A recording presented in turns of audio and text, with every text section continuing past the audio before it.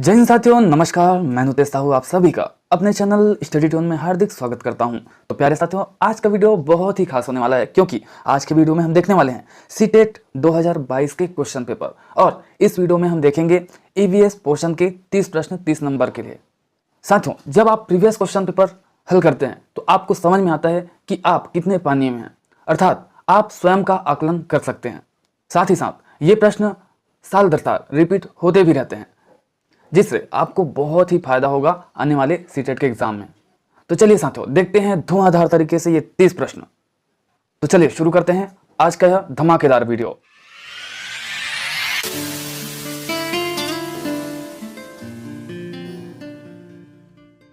साथियों, आज के वीडियो का पहला प्रश्न आप सबके समक्ष, हमारे देश के किस एक भाग के अधिकांश व्यक्ति अपने घरों के आंगन में टैपियोका और नारियल उगाते हैं और इनका उपयोग करके स्वादिष्ट भोजन तैयार करते हैं? तो आपको बताना है, ऑप्शंस आपके समक्ष है। केरल, गोवा, असम, आंध्र प्रदेश, कहां पर उगाते हैं टैपियोका और नारियल के पेड़? तो प्यारे साथियों, इसका राइट आंसर आपका हो जाएगा ऑप्शन नंबर 1, केरल। साथियों, हमारे देश के केरल जो राज्य है उसमें अधिकांश व्यक्ति अपने घरों के आंगन में टैपियोका और नारियल उगाते हैं और इनका उपयोग करके स्वादिष्ट भोजन बनाते हैं। टैपियोका कसावा पेड़ की जड़ों से प्राप्त होता है। याद रखिएगा, कसावा एक पेड़ है, वहां से टैपियोका प्राप्त होता है। इसका स्वरूप कैसा होता है पता है? आपने देखा होगा शकरकंद, बस बिल्कुल उसी प्रकार का टैपियोका का स्वरूप होता है, जिसके अंदर का रंग सफेद होता है। जबकि जो नारियल है वह समुद्री तट के सहारे पर पाया जाने वाला एक बीजपत्री पौधा है, आप सभी जानते हैं। ठीक है, क्योंकि केरल जो है समुद्र के किनारे ही बसा हुआ है, इस कारण से वहां पर जो लोग हैं नारियल का पेड़ अपने घरों पर लगाते हैं। और जो नारियल के फल है उसके सारे उन लोग तेल भी निकाल सकते हैं, या फिर पीने के लिए यूज भी कर सकते हैं, या फिर खाने के लिए भी यूज करते हैं। साथियों, दूसरा प्रश्न है, पक्षियों की उस प्रजाति का नाम क्या है जिसमें नर पक्षी अनेक सुंदर घोंसले बनाते हैं और मादा पक्षी उनमें से केवल एक घोंसला चुनते हैं और उसमें अंडे देते हैं? ऑप्शन इस प्रकार से है, कलचिड़ी, शकरखोरा, दर्जन चिड़िया या फिर वीवर। प्यारे साथियों, इसका राइट आंसर हो जाएगा ऑप्शन नंबर 4, बया वीवर। ठीक है, वीवर चिड़िया, जिसको बया नाम से भी बोला जाता है, जाना जाता है। साथियों, वीवर जो है वो पक्षी की एक प्रजाति है जिसमें नर पक्षी अनेक सुंदर घोंसला बनाते हैं और जो मादा पक्षी है वो उनमें से केवल एक घोंसला चुनती है और उसमें अंडे देती है। इस पक्षी की सबसे बड़ी विशेषता यह होती है कि वे अपने आशियाने का सिर्फ एक ही बार उपयोग करते हैं। बया जो चिड़िया है वो हर सीजन में एक नया घोंसला बनाकर ही रहना पसंद करते हैं, मतलब जितने सीजन उतने उसके घर।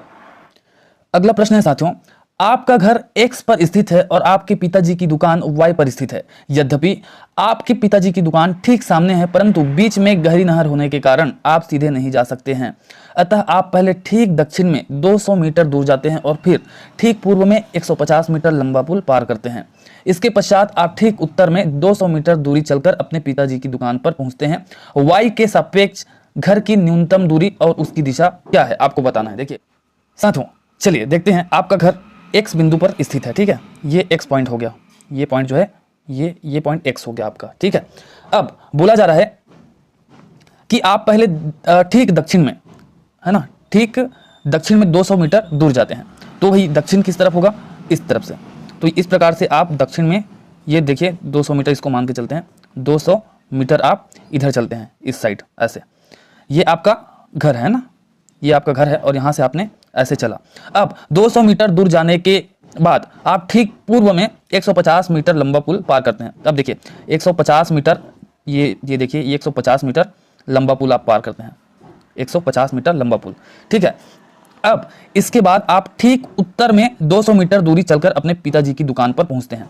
तो फिर आप कितना चलते हैं? 200 मीटर। देखिए 200 मीटर यहाँ से यहाँ तक था ना, तो 200 मीटर ये आप यहाँ से यहाँ ऐसे इस प्रकार पहुंचे आप कहाँ? अपने पिताजी के दुकान पर। तो ये पॉइंट जो है पिताजी का दुकान है, Y दे देते हैं। ठीक है, तो ये 200 मीटर हो गया। ठीक है, तो यहाँ से यहाँ की दूरी क्या होगी? तो यहाँ से यहाँ की दूरी देखिए कितना था? 150 मीटर, है ना। तो 150 मीटर दूरी होगी यहाँ से यहाँ। तो ये पूछा जा रहा है, दो चीज पूछा जा रहा है, दूरी और दिशा। तो भाई दूरी तो आपको पता चल गया कि X अर्थात आपके घर से आपके पिताजी का दुकान जो Y है वो 150 मीटर की दूरी पर स्थित है। ठीक है, और आपके घर से पिताजी की दुकान की दूरी दिशा अगर पूछा जाए तो भैया ये जो दिशा है वो आपका क्या है? पूर्व। ठीक है, तो आपके घर से जो पिताजी का दुकान है वो पूर्व में 150 मीटर की दूरी पर स्थित है, ठीक है। लेकिन यहाँ पर देखिए y के सापेक्ष पूछा गया है ना, अर्थात आपके पिताजी के दुकान के सापेक्ष आपका घर की दूरी तो 150 मीटर ही होगी, है ना। और अगर दिशा पूछा जाए y के सापेक्ष आपके पिताजी के दुकान के सापेक्ष आपका घर, तो 150 मीटर, देखिए इस साइड क्या होगा, पश्चिम होगा, तो 150 मीटर पश्चिम में स्थित होगा। y के सापेक्ष जो x बिंदु है वो 150 मीटर पश्चिम में स्थित होगा। तो आपका राइट आंसर क्या हो जाएगा भाई, 150 मीटर ठीक पश्चिम में, ठीक है। तो ये एक नंबर, पहला नंबर आपका राइट आंसर हो जाएगा, ठीक है साथियों। तो प्यारे साथियों, ऐसे क्वेश्चंस भले ही लंबे दिखते हैं, बहुत बड़ा दिखते हैं, है ना, लेकिन आप स्टेप बाय स्टेप जैसा कथन है प्रश्न का ठीक वैसे ही करते जाइएगा तो आपका आसानी से ये क्वेश्चन हल हो जाएगा, ठीक है साथियों। अगला प्रश्न है, डॉक्टर ने किसी व्यक्ति को प्रतिदिन दवाइयों के साथ हरे पत्तेदार सब्जियां, आंवला और गुड़ खाने का सुझाव दिया। यह व्यक्ति कोई रोगी होना चाहिए जो पीड़ित है। किससे पीड़ित है आपको बताइए। मरीज को क्या दिया जा रहा है, ये देख लीजिए, हरे पत्तेदार सब्जियां, आंवला, गुड़ खाने का सुझाव दिया जा रहा है उनको, ठीक है। तो वो व्यक्ति जो है कौन से रोग से पीड़ित है आपको बताना है। ऑप्शन है एनीमिया से, बुखार से, मलेरिया से या फिर मियादी बुखार से। अब देखिए, जो हरे पत्तेदार सब्जियां हैं, आंवला है, गुड़ है, ये जो चीजें हैं वो शरीर में ब्लड की मात्रा बढ़ाता है, जो हमारे अंदर आरबीसी है उसकी मात्रा बढ़ाती है, ठीक है। अर्थात वो व्यक्ति जो रक्त की कमी से जूझ रहा होगा, इसीलिए ये खाने का सुझाव उसको दिया जा रहा है। तो प्यारे साथियों, यहां पर देखिए option number A, anaemia. Anaemia अर्थात रक्त अल्पता, जिसको सिकल सेल भी या फिर सिकलिन बोला जाता है, आप जानते होंगे, है ना। इसमें क्या होता है, जो आपके आरबीसी हैं वो डैमेज हो जाते हैं, अर्थात उसकी गुणवत्ता जो है खराब हो जाती है ना। आरबीसी पूर्ण होना चाहिए, गोल, है ना, लेकिन इसमें एनीमिया में क्या होता है, हंसिया आकार हो जाता है, दरांती आकार, है ना, अर्थात आधा ही हो जाता है जो हमारा आरबीसी है स्ट्रक्चर उसका, ठीक है। अर्थात कमजोर हो जाता है आरबीसी, है ना, जिसके कारण जो शुद्ध रक्त है उसकी कमी शरीर में हो जाती है, अर्थात ब्लड की कमी हो जाती है। प्यारे साथियों, जब सिकल सेल होता है या फिर एनीमिया होता है ना, तो इस रोग में हरी पत्तेदार सब्जियां, आंवला, चुकंदर, शकरकंद, ब्रोकली, अनाज इत्यादि का सेवन कराया जाता है रोगी को, ताकि उसका जो ब्लड की मात्रा है शरीर में वो बढ़ जाए, ठीक है साथियों। तो राइट आंसर क्या होगा, option number A, anaemia. Next question, bronze, कांसा एक मिश्र धातु है जिसके प्रमुख संगठक है। तो भैया जो कांसा है, जो ब्रॉन्ज है, वो कैसे बनता है आपको पता होना चाहिए। ऑप्शन इस प्रकार से है, सीसा और टिन का, कॉपर टिन का, कॉपर और जिंक का, या फिर एल्यूमिनियम, कॉपर और टिन का। तो किसका मिश्रण है कांसा, आपको बताना। ये बार बार रिपीट होते हैं सीटेट के अंतर्गत, तो ये क्वेश्चन जो है आप अच्छे से रख लीजिएगा साथियों, ठीक है। तो प्यारे साथियों, इसका राइट आंसर हो जाएगा ऑप्शन नंबर 2, कॉपर और टिन का। कॉपर अर्थात तांबा, ठीक है। तो तांबा और टिन का मिश्रण होता है कांसा, ठीक है साथियों। जो ब्रॉन्ज होता है, कांसा होता है, वो एक मिश्र धातु है, ये तो सबसे पहले याद रखिएगा, है ना। अब इसके प्रमुख संगठक की बात करें तो कॉपर अर्थात तांबा और टिन है, अर्थात जो कॉपर और टिन उसका ही मिश्र क्या है, कांसा। अब इसमें जो परसेंटेज की बात करें, अनुपात की बात करें कॉपर और टिन का, तो भैया 88% कॉपर होता है और 12% टिन होता है, अर्थात इसका जो अनुपात है वो 88:12 होता है, ठीक है साथियों। जो कांसा है साथियों, इसका उपयोग धातु के अभोग, सिक्के, घंटी बनाने में या फिर बर्तन बनाने में किया जाता है। कांस्य युक्त जो धातु है उसके बर्तन में भोजन करने से रक्त और त्वचा संबंधी रोग नहीं होते। तो ठीक है साथियों, यदि आप रक्त या फिर त्वचा संबंधी रोग से पीड़ित है तो निश्चित ही कांसे के बर्तन से भोजन जरूर करें। अगला प्रश्न है, दुनिया में प्रसिद्ध पश्मीना के बारे में नीचे दिए गए कथनों पर विचार कीजिए। यहां पर कथन दिए गए हैं, एक पश्मीना शाल में 6 स्वेटरों के बराबर गर्मी होती है। कोमल पश्मीना पहाड़ी बकरियों की एक विशेष नस्ल से एकत्र किया जाता है जो 5000 मीटर ऊंचे पहाड़ों पर रहती है। अत्यधिक गर्मी से बचाने के लिए बकरियों के शरीर पर गर्म बालों की एक परत उग जाती है, या फिर पतले बालों को बकरियों के शरीर से काटने के पश्चात मशीनों द्वारा बुनाई की जाती है। तो प्यारे साथियों, जो पश्मीना है वो एक साल है ना, ठीक है, ये तो पहले समझिए। साल जैसे कि ठंड में हम रखते हैं ना अपने शरीर पर, उसको ओढ़ लेते हैं, ठीक है, शाल जानते हैं मेरे ख्याल से। इसको समझाने की ज़्यादा ज़रूरत नहीं है, आवश्यकता नहीं है, ठीक है साथियों। तो भैया पश्मीना एक प्रसिद्ध शॉल है जो दुनिया भर में प्रसिद्ध है। अब यहाँ पर ऑप्शन नंबर जो ए है, एक पश्मीना शाल में 6 स्वेटरों के बराबर गर्मी होती है, तो जी ये बिल्कुल सत्य है। जो पश्मीना शाल होता है ना उसमें इतना गर्मी पैदा होता है जितना कि आप 6 स्वेटर पहन लेंगे ना एक साथ, जितना गर्मी जनरेट होगा उतना ही एक पश्मीना शॉल से हो जाता है। अर्थात ठंड के लिए बहुत ही ज़्यादा उपयोगी है। इसी कारण तो ये दुनिया भर में पूरा प्रसिद्ध है जी। ऑप्शन नंबर बी, कोमल पश्मीना पहाड़ी बकरियों की एक विशेष नस्ल से एकत्र किया जाता है जो 5000 मीटर ऊंचे पहाड़ों पर रहती है। तो जी बिल्कुल, ये बिल्कुल सत्य है। ठीक है, जो कोमल पश्मीना है वो उन बकरियों से ली जाती है, उन बकरियों का बाल से बनाया जाता है जो पश्मीना शाल होता है, जो 5000 मीटर ऊंचे पहाड़ों पर रहती है। ऑप्शन नंबर सी है, अत्यधिक गर्मी से बचाने के लिए बकरियों के शरीर पर गर्म बालों की एक परत उगाती है। हाँ, तो ये भी बिल्कुल सत्य है। देखिए, जो वे बकरियां हैं जिनके बालों से पश्मीना शाल बनता है, तो उन बकरियों को सर्दी से बचाने के लिए उनके शरीर में उगाती है वो बाल। ठीक है, तो उसी बकरी के जो बाल है उसको कट करके पश्मीना शाल बनाया जाता है। और ऑप्शन नंबर डी देखिए साथियों, ऑप्शन नंबर डी है, पतले बालों को बकरियों के शरीर से काटने के पश्चात मशीनों द्वारा बुनाई की जाती है। तो भैया बाल तो पतले होते हैं, ठीक है, लेकिन यहां पर बोला जा रहा है कि मशीनों द्वारा बुनाई की जाती है। तो बिल्कुल नहीं, मशीनों द्वारा बुनाई इसकी नहीं होती। जो पश्मीना शॉल है उसे हाथ से ही बुना जाता है। क्यों? क्योंकि बाल इतने पतले होते हैं कि उसको मशीन से बुना जाना संभव नहीं है, इस कारण से उसे हाथ से ही बुना जाता है और एक विशेष जनजाति ही बुनती है। ठीक है साथियों, तो option number A B C सही है, तो आपका राइट आंसर हो जाएगा ऑप्शन नंबर 4 ए बी और सी, क्योंकि ऑप्शन नंबर डी गलत है। तो मैंने बताया साथियों, जो पश्मीना शॉल होते हैं, है ना, जिस बाल से जिन बकरियों के बाल से वो बनता है, तो वो बाल इतने पतले होते हैं कि इन्हें मशीन पर नहीं बुना जा सकता, संभव ही नहीं है। इसलिए इन शालों को हाथ से बुना जाता है। लगभग 250 घंटे की बुनाई के बाद एक पश्मीना शॉल तैयार होती है। सोचिए, 250 घंटे लगातार तो नहीं, लेकिन 250 घंटे लगते हैं उसकी बुनाई में। एक शॉल की बुनाई में 250 घंटे, सोचिए। इस कारण से विश्व प्रसिद्ध है। इसका परिणाम भी उच्चतम गुणवत्ता के हैं, है ना साथियों। ये जो शॉल है वो लद्दाख की चांपा जनजाति के द्वारा बनाया जाता है ना, और लद्दाख की जो चांपा जनजाति है वो विश्व प्रसिद्ध है पश्मीना शॉल बनाने के लिए। तो याद रखिएगा, लद्दाख की चांपा जनजातियां बनाती है और 250 घंटे लग जाते हैं एक पश्मीना शॉल को तैयार करने के लिए। नेक्स्ट क्वेश्चन है, किस वर्ष भुज, जो कि गुजरात में स्थित है, आपने फिल्म भी देखा होगा अजय देवगन का शायद, है ना, तो वहां पर भूकंप आया था जिसमें कम से कम 1000 लोगों की मृत्यु हो गई थी। ठीक है, तो वो त्रासदी कब हुई थी आपको बताना है। सन 2000 में, 2001 में, 2002 में या फिर 2004 में। तो प्यारे साथियों, 26 जनवरी 2001 को देश के 52वें गणतंत्र दिवस के दिन ही भुज में भूकंप आया था, जो कि गुजरात में स्थित है। इस भूकंप में कम से कम 20,000 लोगों की मृत्यु हो गई थी। इस भूकंप का केंद्र गुजरात के कच्छ जिले के जो भयानक तालुका के चाबरी गांव है, वहां से लगभग 9 किलोमीटर दक्षिण पश्चिम में था साथियों। तो उतने गरिमामय दिन में बहुत बड़ा हादसा हो गया था भुज में। तो प्यारे साथियों, राइट आंसर हो जाएगा आपका सेकंड नंबर ऑप्शन 2001। ठीक है, तो 26 जनवरी 2001 को आया था भूकंप। अगला प्रश्न है साथियों, हमारे देश की राजधानी की स्थिति के सापेक्ष हिमाचल प्रदेश की राजधानी शिमला और मध्य प्रदेश की राजधानी भोपाल क्रमशः स्थित है।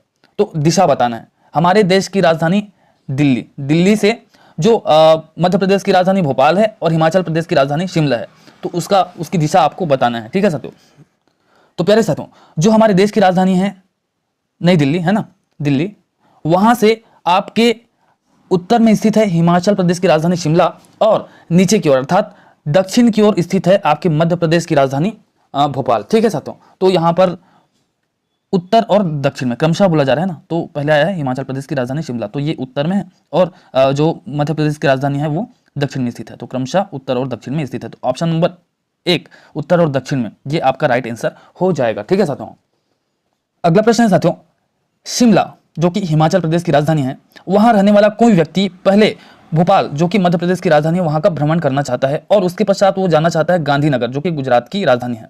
ठीक है, तो उसकी यात्रा की दिशाएं क्या होंगी आपको बताना है। तो प्यारे साथियों, ये रहा शिमला। ठीक है, अब शिमला के दक्षिण में क्या है आपका, ये है दक्षिण। ठीक है, शिमला के दक्षिण में स्थित है भोपाल जो कि मध्य प्रदेश की राजधानी है। ये हो गया आपका भोपाल। ठीक है, अब भोपाल से जस्ट पश्चिम में स्थित है आपका गांधीनगर जो कि गुजरात की राजधानी है। तो भैया जो शिमला का बंदा होगा, शिमला का व्यक्ति होगा, वो पहले दक्षिण की ओर जाएगा भोपाल और वहां से जाएगा वो पश्चिम की ओर गांधीनगर। तो राइट आंसर क्या हो जाएगा, दक्षिण और इसके पश्चात पश्चिम की ओर। ये राइट आंसर हो जाएगा ऑप्शन नंबर 3। ठीक है साथियों, नेक्स्ट क्वेश्चन है, हमारे देश के किस राज्य या फिर केंद्र शासित प्रदेश की सीमा अरब सागर से लगती है? ऑप्शन से आंध्र प्रदेश, कर्नाटक, पुडुचेरी, पश्चिम बंगाल। तो कौन सा राज्य या फिर केंद्र शासित प्रदेश है जिसकी सीमा अरब सागर से लगती है, बताना है। तो प्यारे साथियों, इसका राइट आंसर हो जाएगा ऑप्शन नंबर 2 कर्नाटक। ठीक है प्यारे साथियों, जो हमारा देश है और उसके अंतर्गत एक राज्य है कर्नाटक, तो कर्नाटक राज्य की जो सीमा है वह अरब सागर से लगती है।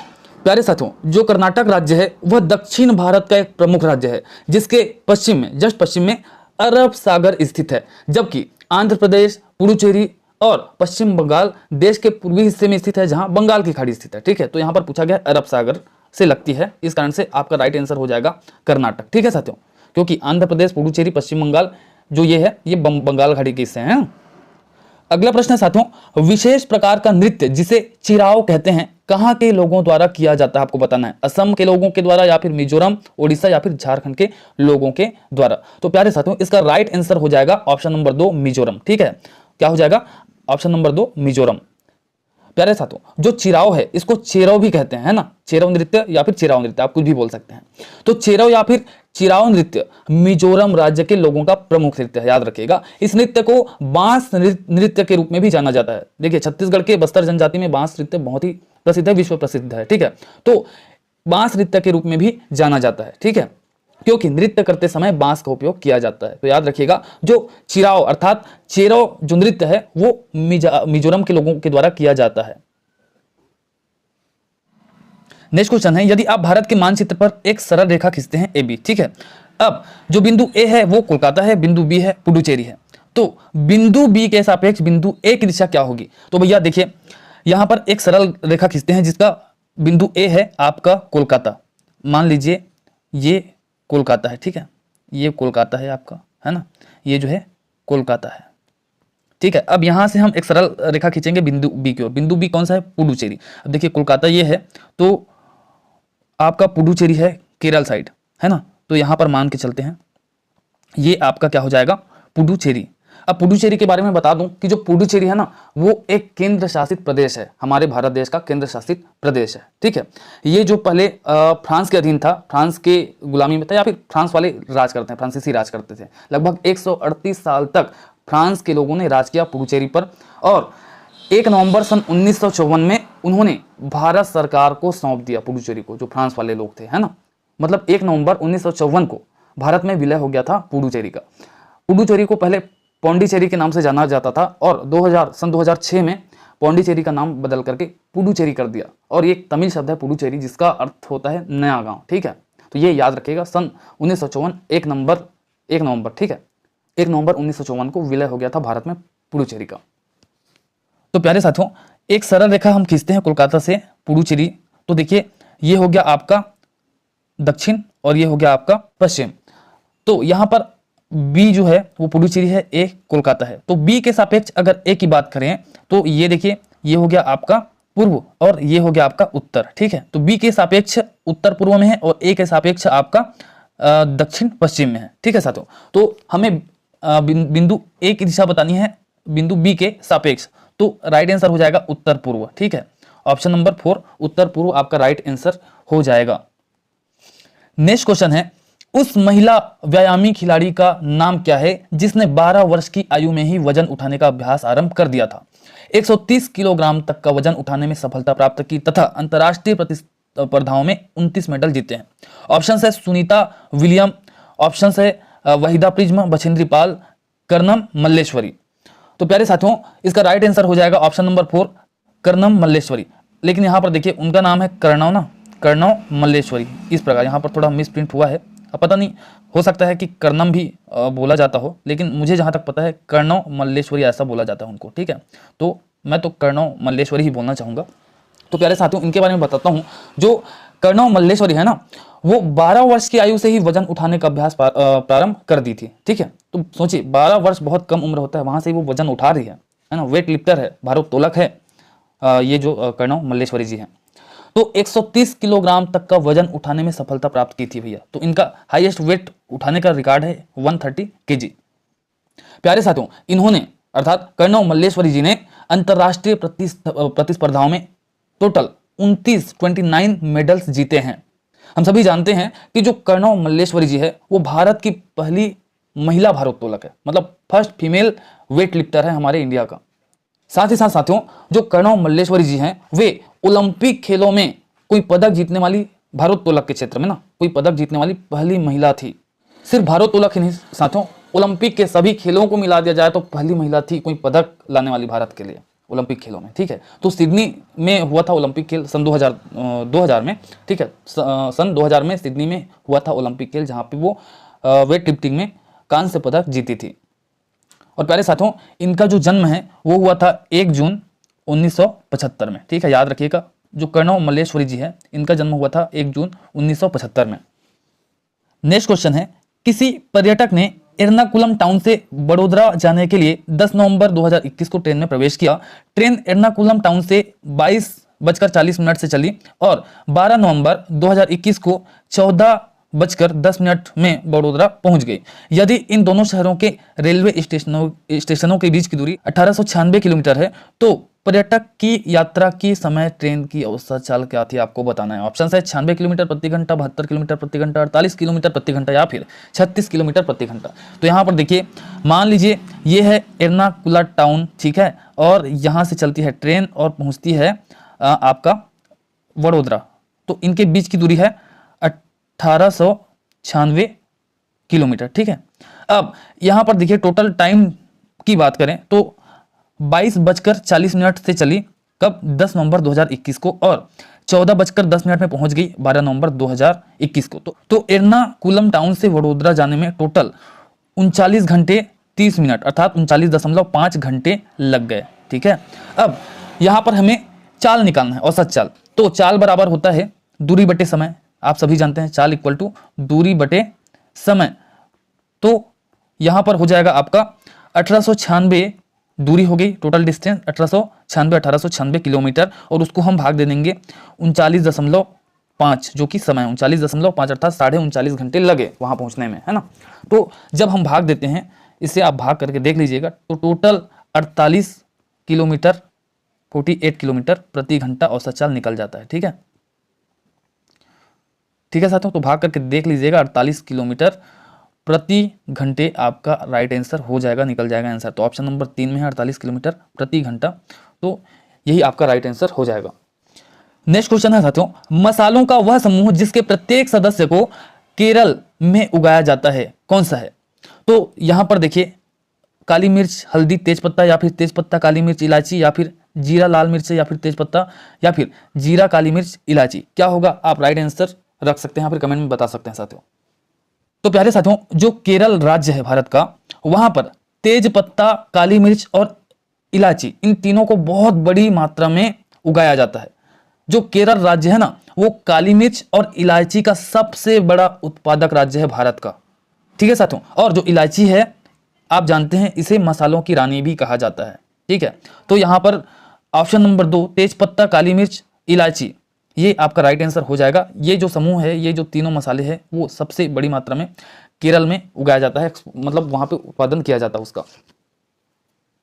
तो प्यारे साथियों, ये रहे आपके 15 क्वेश्चन। मैं सोच रहा था इस वीडियो में पूरे के पूरे 30 प्रश्न करवाऊं, लेकिन टाइम बहुत ज्यादा लग रहा है, बहुत ज्यादा लंबा हो जाएगा वीडियो, क्योंकि मैं एक एक प्रश्न को बहुत बेहतर तरीके से ड्रिल कर रहा हूँ। जितनी भी जानकारी मुझे पता है उस संबंध में आपको देने का प्रयास कर रहा हूँ, इस कारण से वीडियो बहुत लंबा हो रहा है। तो प्यारे साथियों, ये पार्ट 1 रहेगा, है ना, और इसका पार्ट 2 बहुत ही जल्द, अर्थात आज अगर पार्ट 1 जा रहा है तो कल पार्ट 2 इसका आ जाएगा। तो वहां पर बाकी के 15 क्वेश्चंस मैं हल करा दूंगा। ठीक है, तो 2022 ईवीएस सेक्शन जो है वो 2 पार्ट में आ रहे हैं। ये पहला पार्ट हो गया जिसमें 15 क्वेश्चन देखे हैं, दूसरा पार्ट में फिर 15 क्वेश्चन देखने वाले हैं। तो प्यारे साथियों, दूसरा पार्ट भी जरूर देखिएगा, क्योंकि प्रत्येक क्वेश्चन में बहुत सारी जानकारियां आपको प्रोवाइड करा रहा हूं। साथियों, ये वीडियो आपको कैसा लगा जरूर कमेंट बॉक्स में कमेंट करके बताइएगा, क्योंकि आपके कमेंट्स जब पढ़ता हूं तो मुझे बहुत ही ऊर्जा मिलती है। वीडियो अगर अच्छा लगा हो तो जरूर वीडियो को लाइक कीजिएगा, शेयर भी अपने मित्रों तक जरूर कीजिएगा। आपने अभी तक हमारे चैनल को सब्सक्राइब नहीं किया है तो सब्सक्राइब कर दीजिएगा, बेल आइकन को प्रेस कर दीजिएगा, क्योंकि इसी प्रकार से बहुत ही जबरदस्त वीडियो आप सभी के लिए लेकर आते रहते हैं। और सीटेट सीजीटेट की तैयारी तो धुआंधार तरीके से इस चैनल के माध्यम से होगी ही, निश्चित है। तो ठीक है साथियों, आज की वीडियो में बस इतना ही, मिलते हैं अगले वीडियो में, तब तक के लिए जय हिंद, जय जोहार, जय छत्तीसगढ़।